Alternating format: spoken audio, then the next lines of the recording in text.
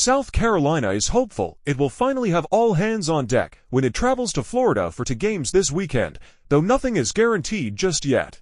All 10 available players took part in the portion of Wednesday's practice that was open to the media, and that alone felt like progress for a team that has rarely been whole this season. Head coach Dawn Staley remains cautiously optimistic, knowing health can change overnight. "You've got to see how they wake up tomorrow," Staley said, underscoring the day-to-day reality her team has lived with for weeks. Through 11 games, the Gamecocks have opened with a full roster just 4 times and finished with all 10 players only 3 times. Managing lineups has become a constant puzzle rather than a one-off inconvenience. Freshman Agate Makier has been sidelined since the Texas game while in concussion protocol. Although she returned to practice last week and even warmed up before the Penn State game, the staff opted to keep her out as a precaution.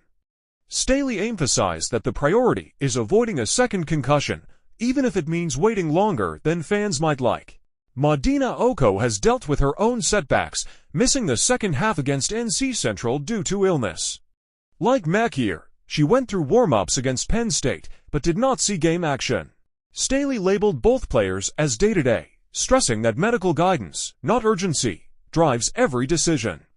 "We're not going to force them to make things worse," Staley said, explaining that she relies entirely on daily medical reports.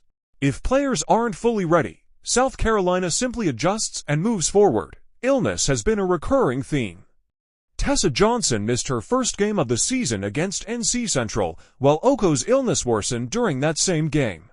"It's going around," Staley said afterward, summing up the frustration of circumstances beyond anyone's control.